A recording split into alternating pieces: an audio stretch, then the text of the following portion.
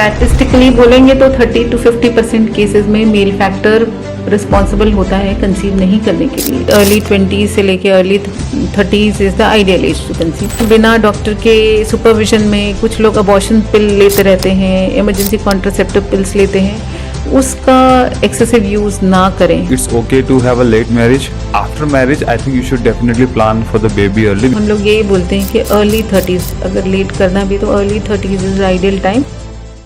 Living in a city और आप एक गांव में रहते हो, do you see any difference? In terms of आपका डाइटरी पैटर्न, दूसरा आपका स्ट्रेस फैक्टर्स, आपकी hormonal issues. I mean, the first thing that I want to talk about is the alcohol and use of cigarettes basically. Alcohol, drugs और smoking, it harms and it affects sperm quality. Is baby planning a myth? Can you really plan your child or it is a natural phenomenon? Planning in the sense कि आप mentally, physically, financially हर तरीके से ready हो। So let's say somebody is actually like trying for like 1 year. So what is the course of action? How your treatment goes step by step? Lifestyle का history, उनका work profile, बचपन से लेके उनको बड़े होने तक कोई ऐसी ट्रॉमा की हिस्ट्री, कोई एलर्जीज, कोई लंबी बीमारियां। फिर इन्वेस्टिगेशंस पे आते हैं, थायराइड का टेस्ट, LH, FSH, AMH, ये टेस्ट होते हैं और कुछ सप्लीमेंट्स देते हैं। तो इसके बाद में like people have tell you that okay ये एक हम लोग कर रहे हैं, उन्होंने करेक्ट करने की कोशिश भी की है, इसके बाद में भी रिजल्ट नहीं मिल रहा है। So what is next step? वो कंसीव नहीं हुए अगर ऐसे करने के बाद भी 3 से 6 महीना, तब हम उनको IUI या IVF के लिए सजेस्ट करते हैं। And then if you talk about the use of porn, right?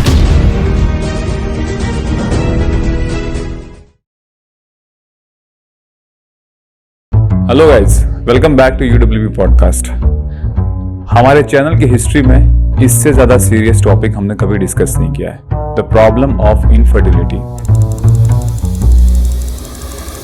India में आज अराउंड 25 से 30 मिलियन कपल्स इनफर्टिलिटी की प्रॉब्लम से जूझ रहे हैं। और जो एक स्टीरियोटाइप था कि infertility is always a female issue, अगर आप स्टैट्स उठा के देखोगे around 40 to 50% of this cases ऐसे हैं जहां पे infertility is found in mens, not just in womens. So इसी प्रॉब्लम को डिस्कस करने के लिए ये पॉडकास्ट हम आपके लिए लेके आए हैं।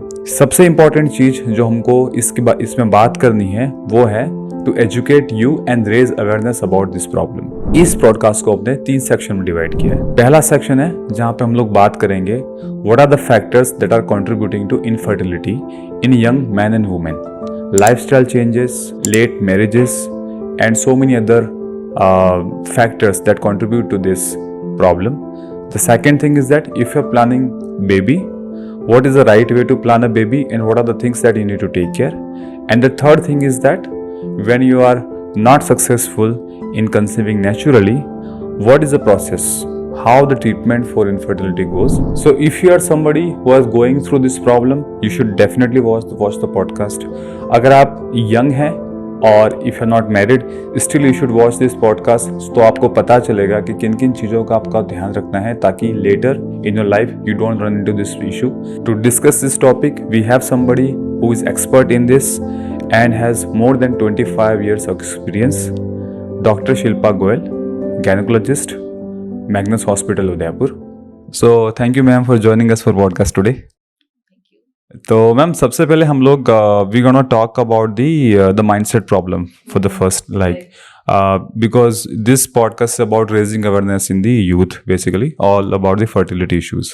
तो अभी आपके पास में जो भी पेशेंट आते हैं, I want to talk about the man's mindset first. जो भी पेशेंट आपके पास में आते हैं अभी, क्या लड़कों का या मतलब जो तो लड़कों का क्या माइंडसेट थोड़ा सा चेंज हुआ है? Are they open when they come to you for discussing the problem? पहले इनिशियल 10 years में देखा था कि नॉर्मली मेल्स इतने कंड्यूसिव नहीं थे अपनी प्रॉब्लम को डिस्कस करने के लिए, या दूसरी चीज ये एक्सेप्ट करने के लिए कि उनमें कुछ प्रॉब्लम हो सकती है। और जबकि बोले फर्टिलिटी एक कपल इशू होता है, it is never the female issue. Statistically बोलेंगे तो 30 to 50% केसेस में मेल फैक्टर रिस्पॉन्सिबल होता है कंसीव नहीं करने के लिए। Okay, yes. तो जब भी कोई पेशेंट आता है, पेशेंट एज कपल बोलूँगी मैं, कपल आता है तो हम लोग यही बोलते हैं कि फर्स्ट विजिट में ही हमें वी शुड इन्वेस्टिगेट बोथ, और प्रॉब्लम्स दोनों में हो सकती है। तो जब तक कि हम प्रॉब्लम डिटेक्ट नहीं करेंगे उसका सोल्यूशन होना बहुत मुश्किल है। दूसरी चीज सिर्फ फीमेल को ब्लेम कर देना कि नहीं उनकी वजह से ये प्रॉब्लम है, वो एंटायरली इनजस्टिस है। और पहले हमने देखा था कि पहले के टाइम में ऐसा होता था कि कंसीव नहीं हो पा रहे तो घर की तरफ से प्रेशर आता था कि दूसरी शादी कर लो। That's what happened all these years, without even investigating, without even knowing what is the reason behind. तो थैंकफुली अब लोगों में इतना अवेयरनेस है और वो इस चीज को एक्सेप्ट भी करते हैं और जैसे हम एडवाइस करते हैं टेस्ट तो वो करा भी लेते हैं। पहले थोड़ा सा हिच था कि नहीं मुझ में तो सब ठीक है, मुझे तो कोई इशू नहीं। मतलब एक कॉमन परसेप्शन क्या है कि अगर वो दे फील एब्सोल्युटली नॉर्मल, मतलब उनके अंदर कोई प्रॉब्लम नहीं है, ऐसा नहीं है। In spite of them feeling normal problem हो सकता है। So it's like very interesting, right, what you said, क्योंकि मैंने देखा है कि मतलब मेरे उसमें भी कि mostly what they do people is that they will take their wife to the doctor और फिर डॉक्टर को जाके बोल देंगे कि देखो क्या प्रॉब्लम है। कई बार ऐसा होता है कि वो हस्बैंड्स आते भी नहीं थे पहले। ऐसा होता था कि सिर्फ वाइफ आती थी इधर अपनी मदर के साथ या मदर इन लॉ के साथ। तो वी ऑलवेज एनकरेज कि हस्बैंड वाइफ आए इसमें, क्योंकि देयर आर मेनी प्रॉब्लम्स जहाँ सिर्फ फिजिकल रिलेशन का ही प्रॉब्लम होता है, इंटरकोर्स प्रॉपर नहीं हो पा रहा होता है। यही रीज़न होता है फर्टिलिटी या कंसीव ना कर पाने का रीज़न। तो मैम इस रीजंस के बारे में भी बात करते हैं, right? Before we come to the very like medical terms पे है जहाँ पे will talk about sperm quality, sperm count या फिर एक्स क्वालिटी या काउंट के बारे में आए, उसके पहले के जो इश्यूज हैं और ये सारे सारे के सारे फैक्टर इसमें कंट्रीब्यूट करते हैं, right? So can we talk about some of those factor जो इसमें कंट्रीब्यूट करते हैं? Psychological issues, right? So there are many causes. हम उसको ब्रॉडली डिवाइड करते हैं, female factors, male factor and combine, and sometimes they are not detectable. तो unexplained infertility उस केसेस में मिलते। तो फीमेल में जो कॉमन इश्यूज होते हैं, मेडिकल टर्म्स में बोलें तो हम कुछ हार्मोनल इश्यूज हैं जिनकी वजह से कंसीव करने में दिक्कत आती है। कई बार उनको ट्यूबल फैक्टर्स होते हैं जिसमें कि ट्यूब ब्लॉक हो गया होता है, फेलोपियन ट्यूब्स दोनों ब्लॉक हो गए होते हैं। तो इंस्पाइट यंग एज, इंस्पाइट उनका एग अच्छा बन रहा है, सब कुछ सही है, फिर भी कंसीव नहीं कर पाते। कुछ यूट्रस के एबनॉर्मलिटीज होते हैं, यूट्रस का शेप साइज ऐसा होता है, यूट्रस में फाइब्रॉइड्स होते हैं, अंदर पॉलिप्स होते हैं, ये कुछ रीजंस होते हैं। कुछ इन्फेक्शंस हो सकते हैं यूट्रस के अंदर। ट्यूबरकुलोसिस एक कॉमन इन्फेक्शन है, जेनाइटल ट्यूबरकुलोसिस, वो एक कॉमन रीजन है इंडिया में कंसीव ना कर पाने का या अबॉर्शंस का। उसके अलावा जैसे मैंने बोला हार्मोनल इश्यूज हो गए, ये कुछ कॉमन रीजंस हैं जिनकी वजह से कंसीव नहीं कर पाते। और मेल्स में स्पर्म काउंट कम होना, उसके बहुत सारे रीजंस होते हैं जो हमें पूरी तरह इन्वेस्टिगेट करने होते हैं। तो वो रीजंस हैं, कई बार उनको टेस्टिकुलर ट्रॉमा हुआ होता है, बचपन में चोट लगी होती है, मम्स हुआ होता है, ट्यूबरकुलोसिस हुआ होता है। कई बार मेल्स में ब्लड प्रेशर, शुगर का प्रॉब्लम होता है जो कि अनकंट्रोल्ड होता है, जिसकी वजह से हार्मोनल इश्यूज होते हैं उनके अंदर। कई बार उनकी समाइनल जो वास्ट डिफरेंस है, जो नली है जिससे कि स्पर्म्स बाहर आते हैं, वो ब्लॉक होता है।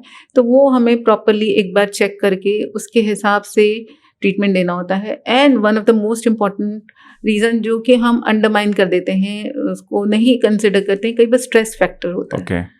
तो because of their circumstances, because of their jobs, कई बार हस्बैंड्स बाहर रहते हैं, बहुत कम टाइम के लिए आते हैं, तो उनके ऊपर एक प्रेशर होता है, साइकोलॉजिकल प्रेशर होता है कंसीव करने का। तो ये सब रीज़न होते हैं जो हमें प्रॉपरली थॉरोली इन्वेस्टिगेट करना होता है, फिर हम उसके हिसाब से ट्रीटमेंट देते हैं। Okay, I want to talk about one specific aspect, that is the late marriage, right? जी. तो पहले जो इंडिया में मतलब like 20s, early 20s में जो तुम्हारी शादी हो जाती थी, and then by the age of 23 to 24 you used to become a parent. तो उस टाइम पे your body is in better shape to basically conceive, like from the both sides basically. Yes. अभी जो शादी की एवरेज एज अगर हम देखें तो like 25, 26, even in like rural गाँव में भी अभी एज यही हो गई है। And then couple would basically अभी थोड़ा सा माइंडसेट ऐसा है, then after getting married people immediately don't want to have a baby, थोड़ा सा they want to like roam the, जो भी घूमना चाहते हैं, थोड़ा सा अपने लाइफ जीना चाहते हैं, and then they want to go for the family responsibility. तो उस केसेस में 30s में आके फिर वो अपना बेबी प्लान करते हैं। So is this one of the factor that 30s में, क्योंकि like because of the your lifestyle, and because of other factors आपके इस 30s में थोड़ा सा और प्रॉब्लमेटिक हो जाएगा because your body is not in as shape as good as it was in your 20s. Right. So यहाँ पे हम दो चीज़ें बात करेंगे. एक तो बायोलॉजिकल पर्सपेक्टिव, जिसमें डेफिनेटली अर्ली 20s से लेके early 30s is the ideal age to conceive. दूसरा है जो हमारा प्रैक्टिकल, जो हम डे टू डे में करते हैं. डेफिनेटली अगर कपल जब तक मेंटली फाइनेंशियली इस्टेब्लिश नहीं हो जाते, वो मतलब एक रिस्पॉन्सिबिलिटी नहीं लेना चाहते. Right. तो उसमें मैं यही बोलूँगी कि अगर आपकी सारी चीज़ें, अगर आप प्रेगनेंसी थोड़ा सा पोस्टपोन करना चाहते हैं, 30s में जाना चाहते हैं, मिड 30s या लेट 30s में, तो यूजुअली अर्ली 30s में दिक्कत नहीं होती. तो उस केस में आपको अपना इन्वेस्टिगेशन करा लेना चाहिए, डॉक्टर से मिलके आपका फर्टिलिटी कैपेसिटी चेक करा लेना चाहिए. कुछ सोनोग्राफी, ब्लड टेस्ट होते हैं जिससे कि हमें अंदाज़ा लग सकता है. अगर ऐसा लगता है कि प्रॉब्लम आ सकती है तो दूसरे ऑप्शंस अवेलेबल हैं जो अवेल कर सकते हैं अगर आपके पास ऐसी सिचुएशन है कि कंसीव नहीं कर सकते. और वैसे देखिए, ये कंटिन्यूएशन प्रोसेस है. तो मैं यही बोलूँगी कि बहुत लेट तक डिफ़र नहीं करना चाहिए डेफिनेटली. और अनऑथराइज्ड यूज़, या जैसे बोलते हैं ना, बिना डॉक्टर के सुपरविजन में कुछ लोग अबॉर्शन पिल लेते रहते हैं, इमरजेंसी कॉन्ट्रासेप्टिव पिल्स लेते हैं, उसका एक्सेसिव यूज़ ना करें. जी. सो यहाँ पे लेट मैरिज का पर्टिकुलर टॉपिक, इस पे बात करना चाहूँगा मैं, क्योंकि I mean what I would basically if there is a younger person who want to like ask me, मतलब मैं ये सजेशन देना चाहूँगा, I mean you can correct me if I'm wrong, कि it's okay to have a late marriage, but after marriage I think you should definitely plan for the baby early, because you know your attraction towards your wife and your like the husband, right? अगर आप बहुत सालों तक if you wait, that actually decreases, and then that might like you might get into any problem because of that. Definitely, female में age is very important. So हम लोग यही बोलते हैं कि early 30s, अगर लेट करना भी तो early 30s is ideal time. उससे ज़्यादा लेट नहीं करना चाहिए, क्योंकि फीमेल में फर्टिलिटी कैपेसिटी लिमिटेड होती है. नंबर ऑफ एग्स जितने पूरे उसके लाइफ टाइम में रिलीज होंगे वो लिमिटेड होते हैं. And fertility declines very fast after 35 years of age. But आजकल ऐसा देखने में आ रहा है कि because of some circumstances, stress, उनका लाइफस्टाइल, उनका dietary pattern, fertility young age में भी डिक्लाइन कर जाती है. तो अगर कोई कपल प्रेगनेंसी को डिले करना चाहता है तो बेटर है कि एक बार डॉक्टर से मिल ले, अपने रूटीन टेस्ट करवा ले कि ये उनके लिए एडवाइजेबल है कि नहीं है. वो एक सेफ साइड चलना रहेगा. Right, that is very important. I wanted to highlight this point because when I got married when I was 25-year-old, and then we planned for a baby when I was 32-year-old. So there was like 7 years of huge difference was there. And उसका reason नहीं था, the place where I was born, like Rajasthan में you marry early, but I was working in Bangalore, and in Bangalore I see that people who are like 30-35-year-old, उनकी भी शादी नहीं हुई थी. So I was like, it is too early for me to plan for a baby when I see my seniors and my manager are still not married actually. तो उस time पे one of the senior in my office, he suggested me that it's okay to delay your plan for the baby, but आप ना at least go to a doctor and have a checkup just to make sure that you are in the right shape, even if you want to postpone it. So this is something that very important. Yes. And we wanted to tell it to all of our audience, all the Gen Zs जो actually अभी सोच रहे हैं कि they should plan it or not plan it. Yes. So they can, if they are like delaying their plan of having babies, at least get some tests done to make sure that you are in right shape whenever you plan. Of course. Right. Ma'am, इसके अलावा do you see any difference when it comes to living in a city? Yes. और आप एक गांव में रहते हो, do you see any difference, like शहरों के लोगों की प्रॉब्लम ज़्यादा हो रही है, गांव के लोग? Of course problems है. There is vast difference in terms of आपका dietary pattern, दूसरा आपका stress factors, तीसरा आपकी हार्मोनल इश्यूज. सो डेफिनेटली जो रूरल बैकग्राउंड के लोग हैं वो थोड़ा हेल्दियर खा रहे हैं, मतलब उतना जंक फूड वहाँ पे अभी भी उतना प्रेवलेंट नहीं है, उतना स्विगी जोमेटो नहीं है जितना कि अर्बन पॉपुलेशन को अवेलेबल है. दूसरा स्ट्रेस, यहाँ पे ट्रैवलिंग का स्ट्रेस, देन वर्क का stress, many times women are working, तो उनको वो वाला स्ट्रेस. तो बहुत सारी चीज़ें जो अर्बन एरियाज में ज़्यादा कॉमन है स्ट्रेस रिलेटेड, रूरल एरियाज में वो सारी चीज़ें बहुत कम है। डेफिनेटली इन्फेक्शंस जो जेनाइटल इन्फेक्शंस हैं वो रूरल एरियाज में कॉमन है ज़्यादा। ओके जी, बट अर्बन एरियाज में लाइफस्टाइल डिजीजेज ज़्यादा कॉमन है जो फर्टिलिटी अफेक्ट करती है। Okay, because of the lifestyle and late night sleep and everything. Exactly. Agree.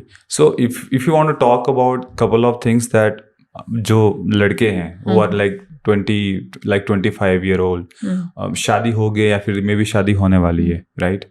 ऐसे क्या क्या चीजें हैं जो वो अभी ऐसी कर रहे हैं, because of that they will like run into this issue. They may face problem. So the lifestyle issue that I want to talk about, right? So I mean the first thing that I want to talk about is the alcohol and use of cigarettes basically. Yes. So this will have impact on their fertility. Definitely. So mail factor की जहाँ बात करें तो lifestyle में उनकी भी important है। Lifestyle जो इश्यूज हैं, use of substance, alcohol, drugs और smoking, it harms and it affects sperm quality. ये स्टडीज में प्रूवन है। तो ये अगर प्रोलॉन्ग यूज़ रहता है, कंसिस्टेंट यूज़ रहता है तो over a period of time ये डेफिनेटली अफेक्ट करती हैं एंड समटाइम्स वो इतना डैमेज कर देती हैं कि वो इरिवर्सिबल डैमेज में चला जाता है। तो फिर वो बंद करने के बाद भी चीज़ें नॉर्मल नहीं हो पाती हैं। तो ये बहुत इम्पॉर्टेंट है, not only fertility point of view से बट इन जनरल उनके वेलबींग के लिए भी बहुत इम्पॉर्टेंट है। तो जब भी कपल आते हैं हमारे पास तो हम हमेशा मेल्स की भी हिस्ट्री लेते हैं रिगार्डिंग वो अल्कोहल कंजम्पशन करते हैं, स्मोकिंग करते हैं, टोबैको यूज़ करते हैं, किसी भी फॉर्म में कोई दूसरी ड्रग्स यूज़ करते हैं। इन सब दवाओं का हिस्ट्री लेना बहुत इम्पॉर्टेंट है। So they will are a big contributing factor, right? Yes, of course. And then if you talk about the use of porn, right? Yes. In today's age, right? That also has basically having a problem with the intercourse itself. Agar if there is a like consistent use of or the I would say that excessive use of porn in the man's life. Actually वो porn आपको ये चीज़ें बहुत गलत तरीके से मतलब आपके दिमाग को अफेक्ट करता है। तो और हमारे स्कूल्स में अभी भी सेक्स एजुकेशन उतना कॉमन नहीं है, प्रेवलेंट नहीं है। तो उनकी जो एक्सपेक्टेशंस होते हैं वो बहुत अलग होते हैं जो एक्चुअल चीज़ें होती हैं। तो डेफिनेटली ये अफेक्ट करता है psychologically, right? Exactly. Because I have seen cases where there are like somebody who's addicted to porn, right? He is not feeling so much attracted to his own wife. Yes, तो मैं वही बोल रही हूँ कि psychological उनको जो उसमें जो दिखाते हैं वो एक्चुअल नहीं होता, तो वो चीज़ें अफेक्ट करती हैं। Right. Now let's talk about what are the problems that can happen with women, या जो उनकी लाइफस्टाइल में या उनके साथ ऐसे क्या चीजें ऐसी हो सकती है जिसकी वजह से they will run into this problem. So जो आजकल कॉमन इशू है, मैंने आपको डिस्कस भी किया था, एक प्रॉब्लम है जिसको हम लोग बोलते हैं PCOS, पॉलीसिस्टिक ओवेरियन सिंड्रोम। उसमें हम देखते हैं अभी बहुत कॉमन है यंग एडोलेसेंट्स, यंग गर्ल्स में, एवरी 4th और 5th girl is having this problem. उसमें उनका वेट बढ़ने लगता है, देन हेयर फॉल होने लगता है, मेल पैटर्न बॉल्डनेस कहते हैं हम लोग, और फेस पे, चिन पे हेयर्स आने लगते हैं, कोर्स हेयर्स आने लगते हैं, और एक्सेसिव वेट गेन होता है स्पेशली अराउंड वेस्ट, मतलब एब्डोमेन के आसपास और वेस्ट के आसपास एक्सेसिव वेट गेन होने लगता है।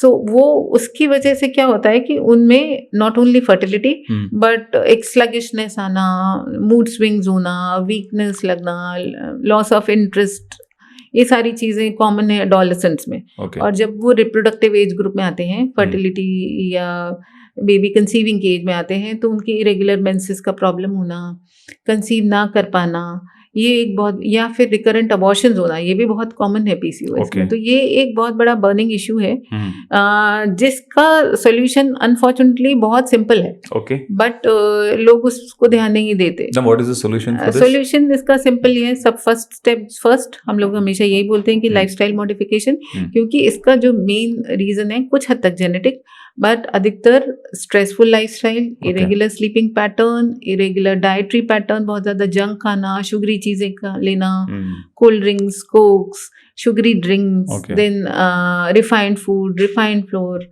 ये एक्सेसिव बिंजिंग करना, फाइबर डाइट ना लेना, एंड देन स्ट्रेस। सो ये सारे कंट्रीब्यूट करते हैं हार्मोन्स को। सो वो हार्मोन्स आपके कंट्रोल होते हैं ब्रेन से। सो हमारे बॉडी में हर चीज कंट्रोल होता है ब्रेन से।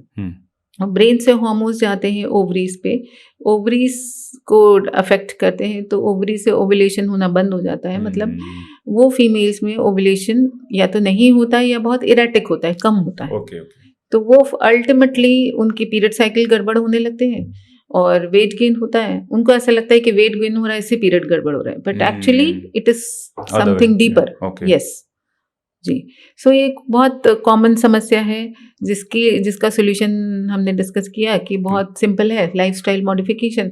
हाँ, कभी कभी ऐसा होता है कि प्रॉब्लम बहुत ज़्यादा हो गई होती है, या in spite of doing all this वो लूज वेट नहीं कर पाते, वेट लूज नहीं कर पाते, हार्मोन्स ठीक नहीं आ पाते, तो उस कंडीशंस में फिर हम लोग उनको हार्मोन करेक्शन की दवाइयाँ देते हैं और उससे काफ़ी हद तक ये चीज़ें कंट्रोल हो जाती हैं। Okay. What are the other issues that can go wrong with movements? हमने डिस्कस किया, एक समस्या है यूट्रस में फाइब्रॉइड्स का होना।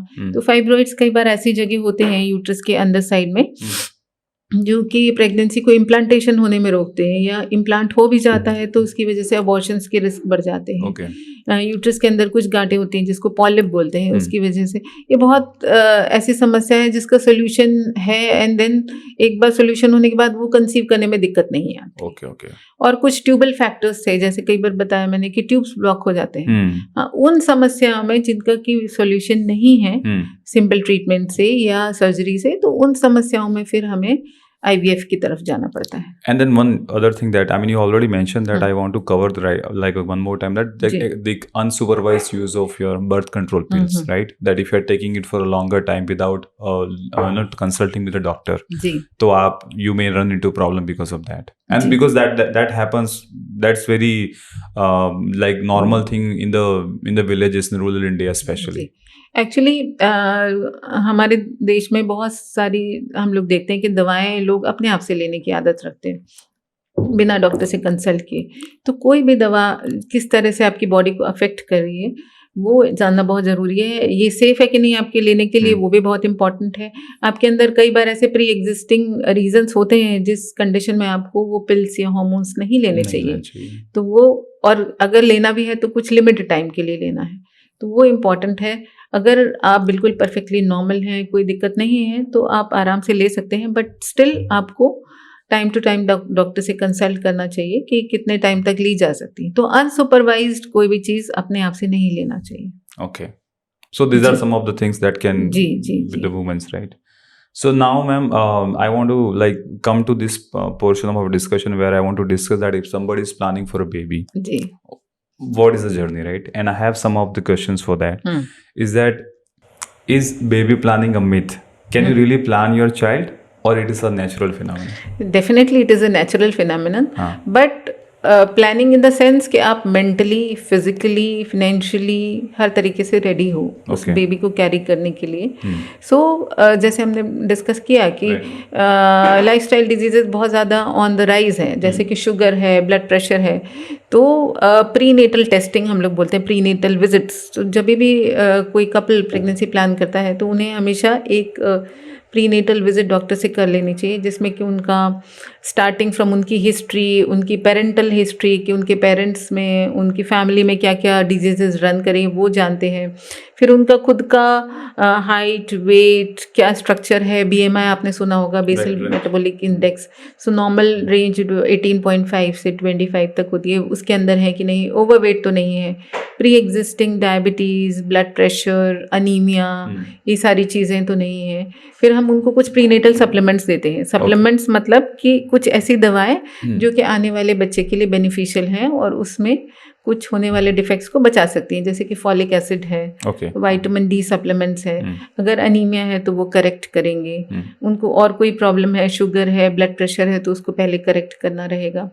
और रुबेला करके एक वायरस होता है, उसके लिए वो इम्यूनाइज्ड हैं कि नहीं, अगर नहीं है तो उसको वैक्सीन देना रहेगा।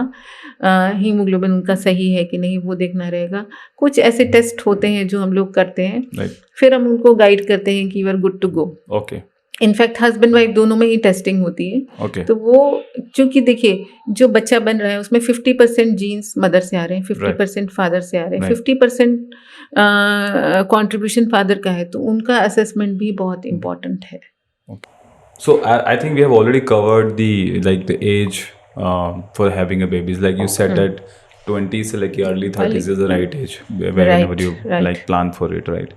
And ma'am, this is something that I mean, this is from my own experience that कि ये planning a baby it's very like serious, like of course, I mean it's very challenging, right?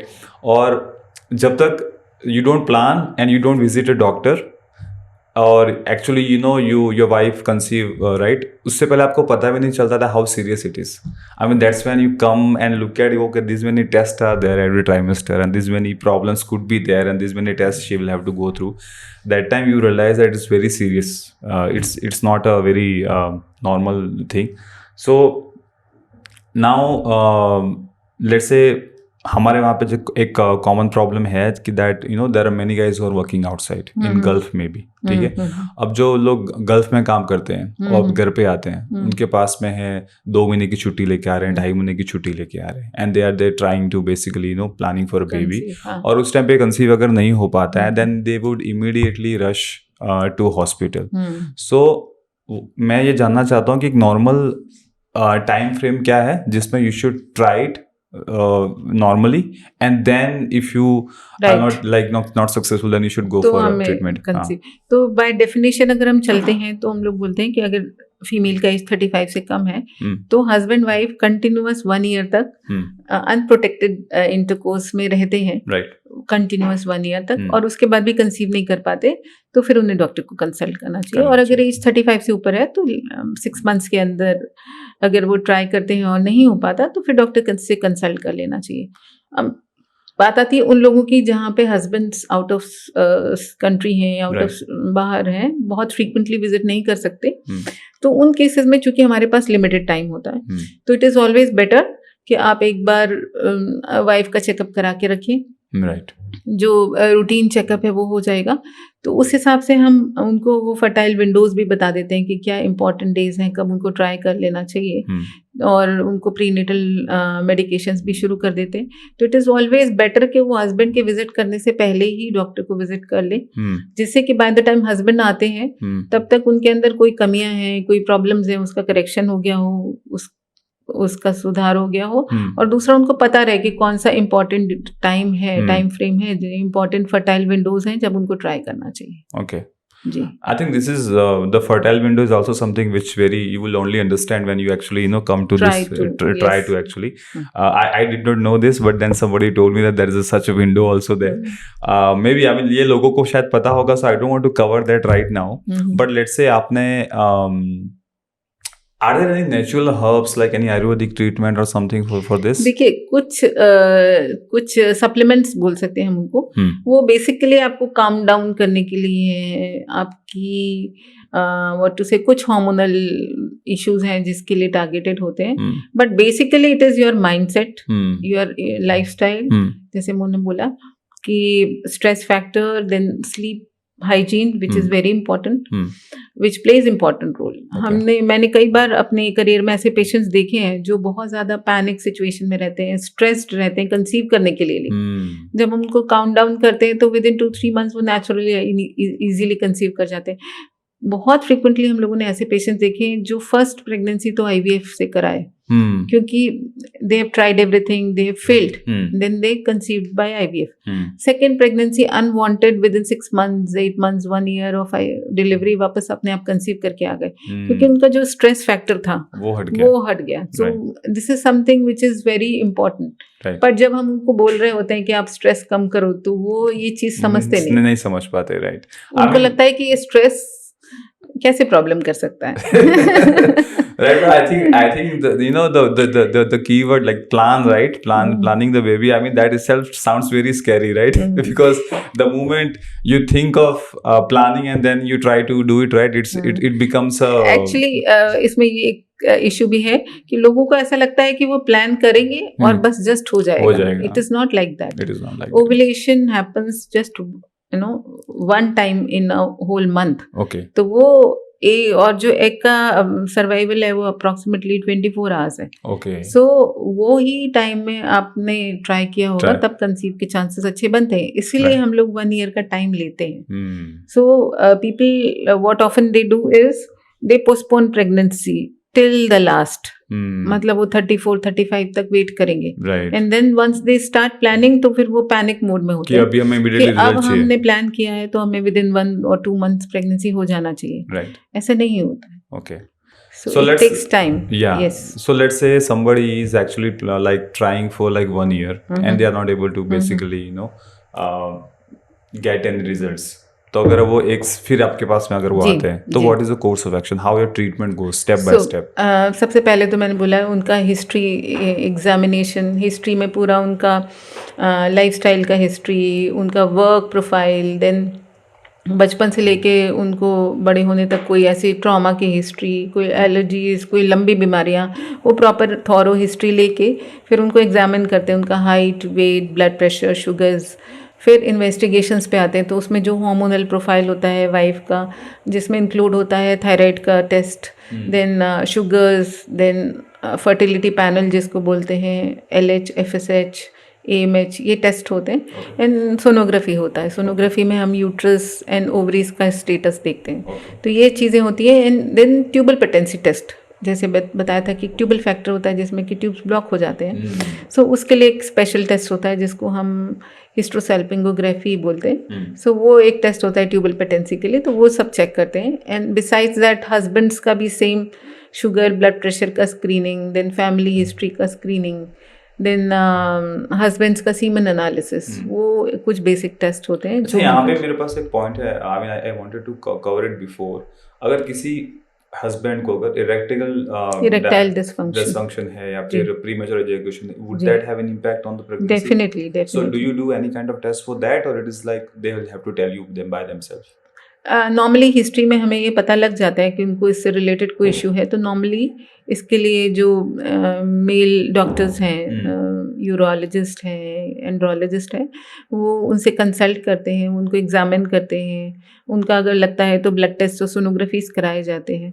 तो वो हिसाब से उनका क्या problem है उससे टारगेटेड ट्रीटमेंट देते हैं. तो यूजुअली इन समस्याओं का सोल्यूशन है. तो उस केस में आपके your treatment has to wait for them to really recover from that particular problem. Exactly. इसके बाद आपका ट्रीटमेंट वापस रिज्यूम होगा. जी. तो उसके बाद में जैसे आपने सारे test results you have now, when you look at the test results, before you go for, I mean, what is the next step after that? So पहले तो सबसे पहले रीज़न पता लगाना होता है कि क्या रीज़न है और उससे रिलेटेड हम लोग ट्रीटमेंट देते हैं. जैसे हार्मोनल इश्यूज हैं तो उसको करेक्ट करेंगे, लाइफस्टाइल मॉडिफिकेशन करेंगे. सपोजिंग अगर फाइब्रॉइड्स हैं, ऐसी जगह है जहाँ पे वो इम्प्लांटेशन में प्रॉब्लम कर रहे हैं तो फिर हम उसको निकालना पड़ता है. उसको दूरबीन वाला विधि द्वारा या लैप्रोस्कोपिकली वो निकाल लेते हैं. कुछ ट्यूबल फैक्टर्स हैं तो उसको हम कंफर्म करते हैं लैप्रोस्कोपी करके. यूट्रस का ट्यूब्स का स्टेटस चेक करते हैं. अगर ट्यूब्स ऐसे होते हैं कि उसको करेक्ट किया जा सके तो करेक्ट करते हैं, नहीं हो सकता तो फिर हम उस पेशेंट को IVF में रेफ़र करते हैं. तो ये सॉल्यूशंस है. कभी कभी कुछ सिंपल दवाएं देने से और उनको टाइम्ड इंटरकोर्स, मतलब उनको वो इम्पॉर्टेंट विंडोज जो होते हैं, फर्टाइल विंडो बताने से ही अधिकतर पेशेंट कंसीव कर जाते हैं. अगर उससे वो कंसीव नहीं करते तो एक सॉल्यूशन होता है जिसको हम इंट्रा यूट्राइन इंसेमिनेशन मतलब IUI कहते हैं. IUI में हम लोग क्या करते हैं, हस्बैंड का सीमन लेके उसको प्रोसेस करते हैं. नॉर्मल लेमन टर्म में बोले वॉश करते हैं. तो उसमें भी जो भी डेड स्पर्म्स हैं, जो डेब्रीज हैं, जो इन्फेक्शन है उसको हटा देते हैं और मोटाइल स्पर्म्स को लेके यूट्रस के अंदर डालते हैं. It is very painless process. इसमें हॉस्पिटल एडमिशन नहीं लगता. सिंपल प्रोसेस है, OPD बेसिस का प्रोसेस. तो अगर is it different than IVF? Yes, it is. How it is different? I'll tell you. Okay. So ये एक बहुत सिंपल प्रोसेस है जिसमें कोई एडमिशन नहीं लगता, कोई पेनफुल प्रोसीजर नहीं होता। ये बहुत सिंपल सा प्रोसेस है, IUI OPD बेसिस का प्रोसीजर, वो करके पेशेंट घर जा सकता है। अब IVF जिसको कि हम टेस्ट ट्यूब बेबी ट्रीटमेंट भी कहते हैं, वो एंटायरली डिफरेंट है।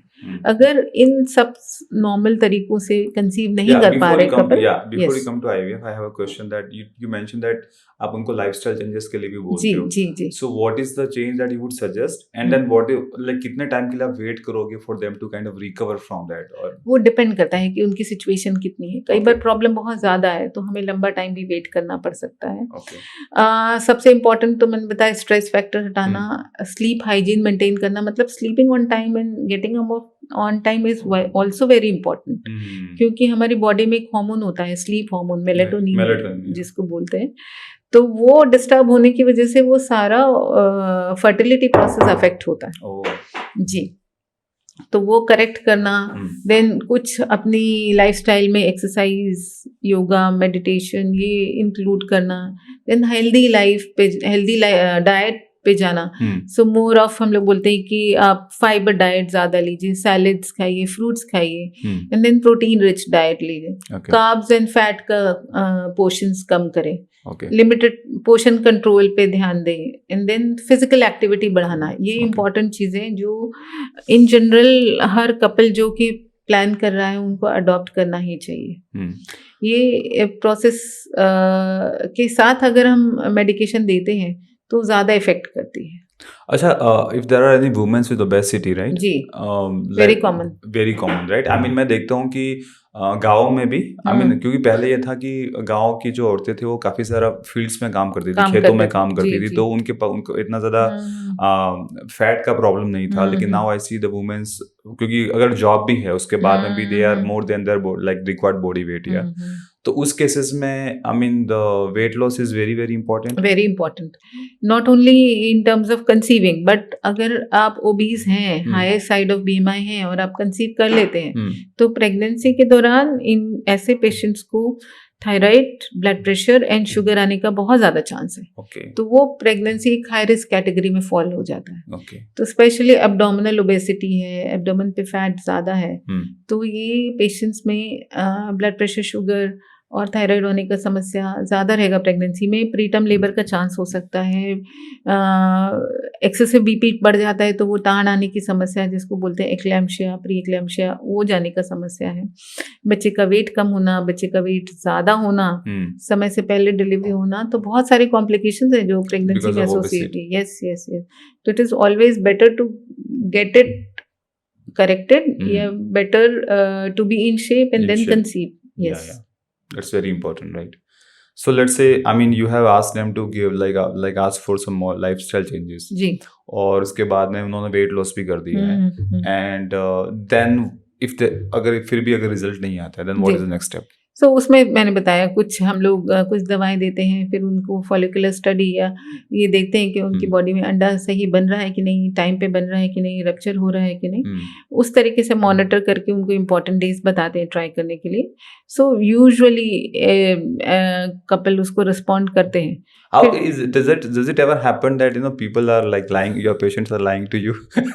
They are not like वो लोग not खुल के but they are hiding it from you for something, क्योंकि आपने दोनों की बॉडी में चेक कर लिया है that their both of their bodies are perfect, right? नहीं, मैं उनको ये बोल देती हूँ, नहीं, जो आप बता रहे हो आप अपने खुद के भले के लिए हो, मेरे लिए नहीं है। अगर कुछ है तो बता दो। Exactly.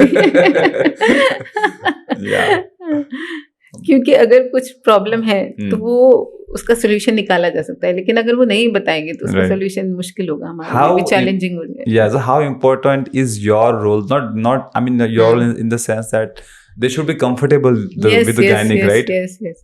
So वही है, counselling is very important, specially ऐसे कपल जो कंसीव का ट्राई कर रहे हैं, क्योंकि वो मेंटल लेवल पे बहुत ज्यादा स्ट्रेस्ड आउट होते हैं। हमारी सोसाइटी में पीयर प्रेशर, देन सोसाइटी का प्रेशर, देन रिश्तेदारों का प्रेशर, ये बहुत सारी चीजें हैं कि वो इंसान को स्ट्रेस में डालने के लिए काफी होती है। तो I would give you my example. What happened with me is I was there after my marriage. I was there in Bangalore for 7 years, and I never realized that there is an urgency for planning a baby. Then Corona happened.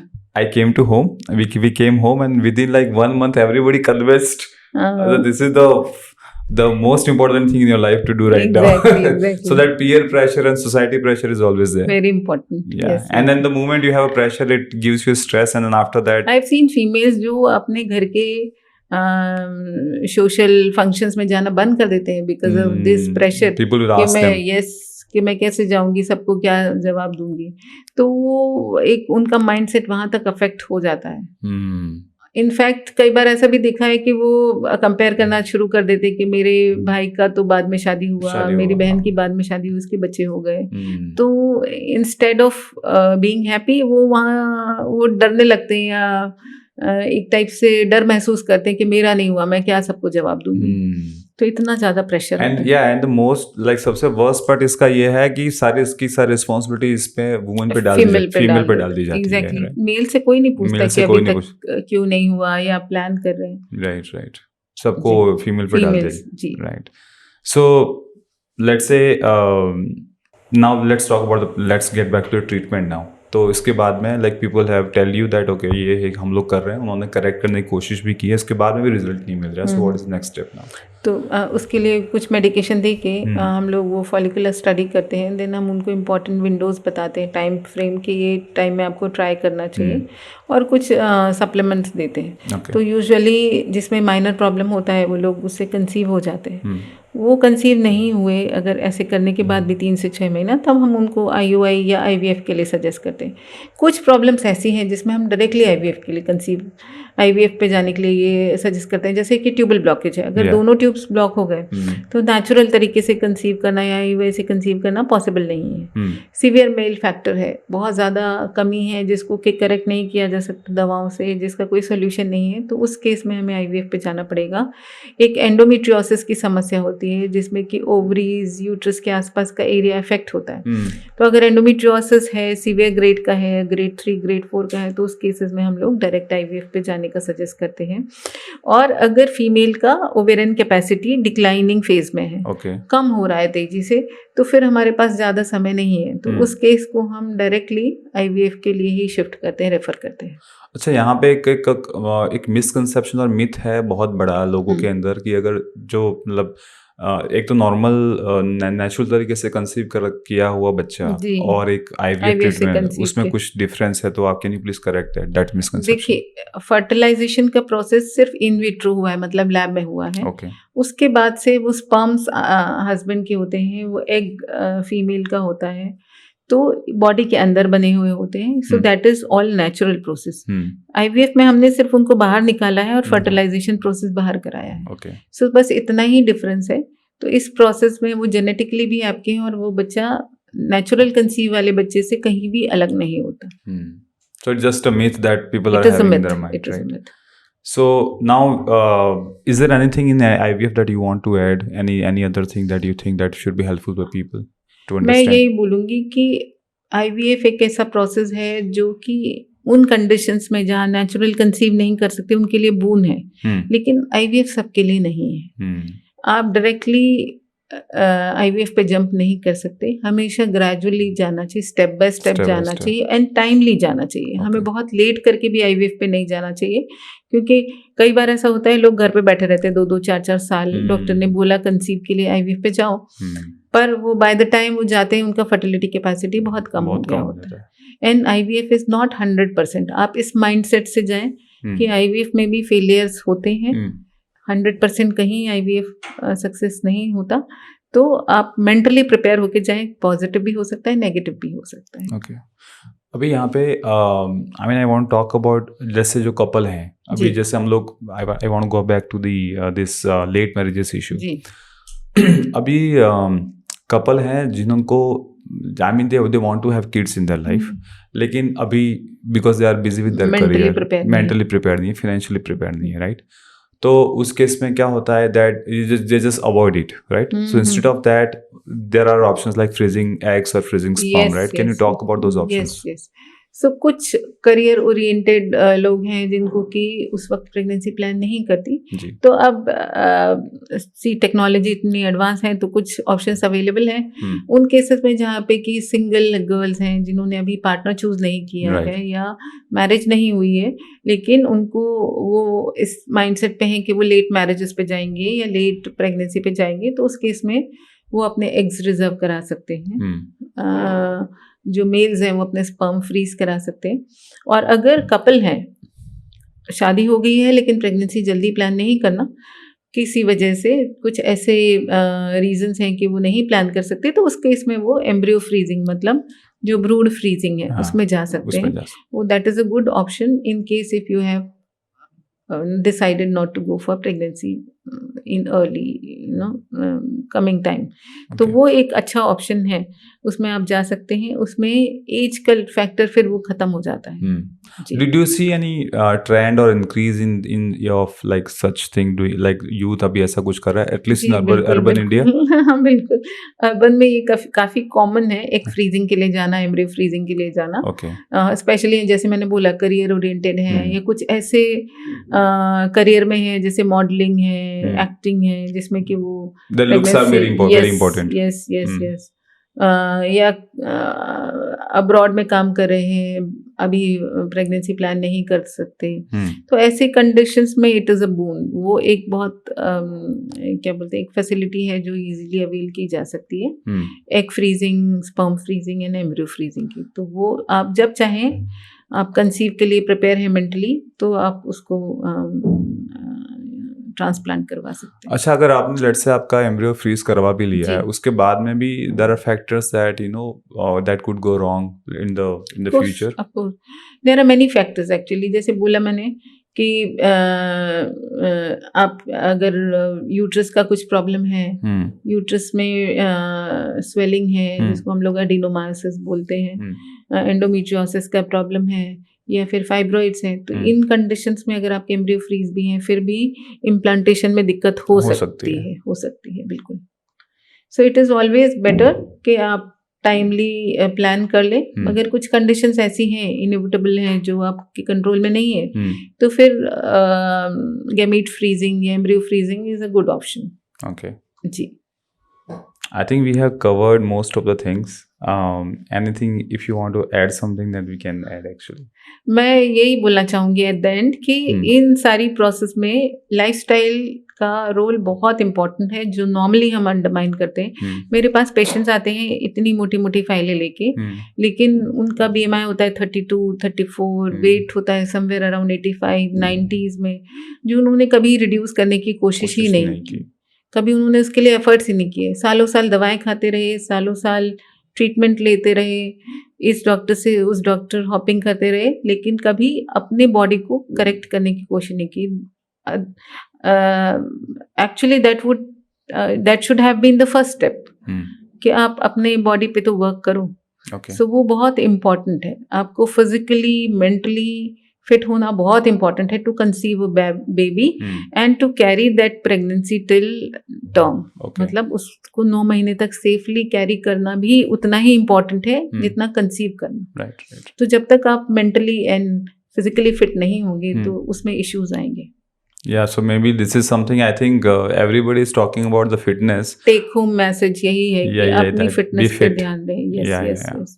उसका कोई shortcut नहीं है। And then you are not fit, then you will run into so many problems, just like infertility is one of them. Yes. Yeah. Thank you. I think we are done for the podcast.